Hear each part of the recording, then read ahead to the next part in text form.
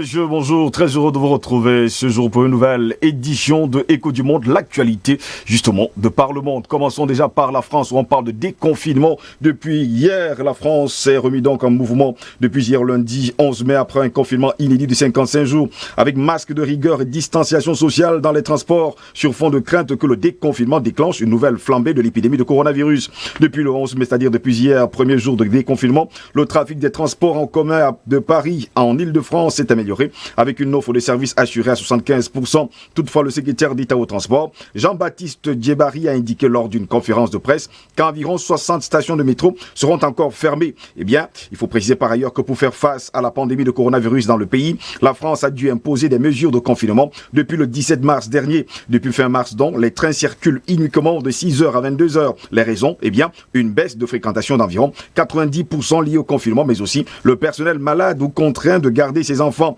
Mais la situation s'est quelque peu améliorée depuis le 27 avril dernier avec un service sur la ligne 13 du métro assuré à 50% contre 30% auparavant. Alors que la date de déconfinement est là, les commerçants s'organisent dès maintenant pour assurer la meilleure protection sanitaire dans leur commerce. Après presque 2 mois de confinement, la vie va reprendre peu à peu son cours à partir du 11 mai, ce qui a été fait hier. Et cela signifie notamment que les commerces dits non essentiels vont pouvoir à nouveau accueillir du public dans leurs locaux, hormis les cafés, bars et restaurants. Une réouverture très attendue par les commerçants, mais aussi par de nombreux Français qui auront à cœur de renouer avec l'achat plaisir. Reste que compte tenu de la situation sanitaire toujours incertaine, la reprise sera toujours aussi lente. Aux commerçants alors de mettre en place des mesures de protection assez strictes dans leurs boutiques afin non seulement de rassurer la clientèle, mais aussi de se protéger eux-mêmes ainsi que leurs salariés. Des mesures que nombre de commerçants sont déjà en train de mettre en place, eh bien, pour démarrer vivement la vie.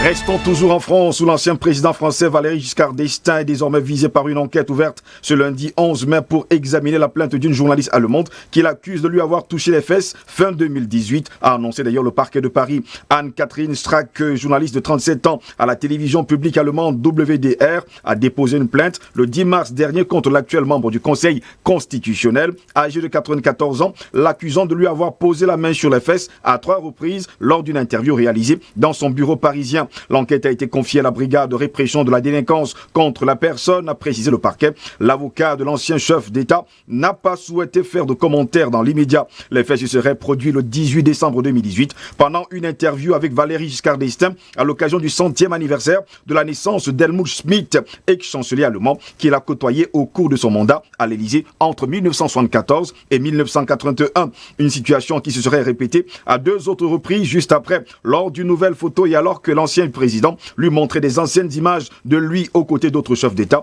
et de sa famille. Pour se libérer de cette situation qu'elle qualifie de tête dégradante, elle affirme avoir obtenu l'aide de son caméraman qui, renversant un abat-jour et plaçant une chaise entre l'ancien président et elle, a cherché à faire diversion. En Europe, de nombreux pays se remettent en mouvement après un confinement inédit. Masques, distanciation sociale dans les transports, ouverture de certains commerces. Alors que la France sort avec prudence de son confinement, d'autres pays européens en ont déjà fait autant. Tour d'horizon bien sûr des pays où les mesures sanitaires prises face à la pandémie de coronavirus ont été assouplies au cours des derniers jours. Plus de 2 mois après le début de la pandémie de Covid-19 qui a frappé le vieux continent, les Européens renouent peu à peu avec leur vie d'avant. Déjà amorcé dans plusieurs pays, l'assouplissement du confinement visant à enrayer la propagation du virus qui s'étend lundi 11 mai à la France et à la Belgique, mais avec prudence face au risque d'une deuxième vague de contagion. Si les écoles italiennes resteront fermées jusqu'en septembre prochain, usines, chantiers et bureaux ont rouvert leurs portes depuis le 4 mai dernier. Les règles de distanciation restent en vigueur, y compris dans les parcs rendus au public et surtout le port du masque est obligatoire dans les transports.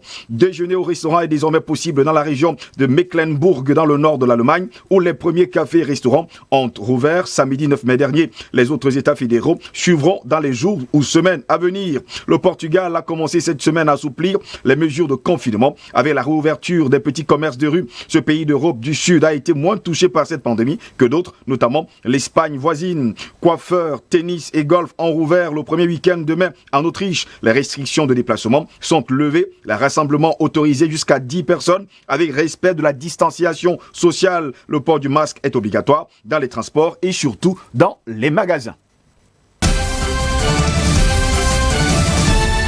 Au Royaume-Uni, après avoir prolongé le confinement jusqu'au 1er juin, le Premier ministre britannique Boris Johnson a détaillé lundi son plan d'assouplissement par étapes devant les députés. Après avoir été vivement critiqué, il précise qu'il n'hésitera pas à revenir en arrière si nécessaire. Boris Johnson, qui est intervenu dimanche soir à la télévision pour prolonger jusqu'au 1er juin le confinement décrété fin mars dernier au Royaume-Uni, a détaillé lundi sa stratégie de déconfinement devant les députés britanniques. Selon le plan du gouvernement britannique, les citoyens pourront à partir de mercredi se promener, bronzer ou se rendre sur les plages et dans la nature. Ils devront cependant rester à distance les uns des autres et il leur est recommandé de porter des masques dans les transports et les commerces. Si le télétravail est toujours recommandé, ceux qui ne peuvent pas travailler de chez eux, notamment dans les usines et chantiers de construction, sont encouragés à se rendre au travail. Une quarantaine est également prévue pour les voyageurs arrivant de l'étranger, sauf l'Irlande et la France, mais aucune date n'a été donnée. Dans un deuxième temps, à partir du 1er juin prochain, et en cas de progrès dans la lutte contre la pandémie,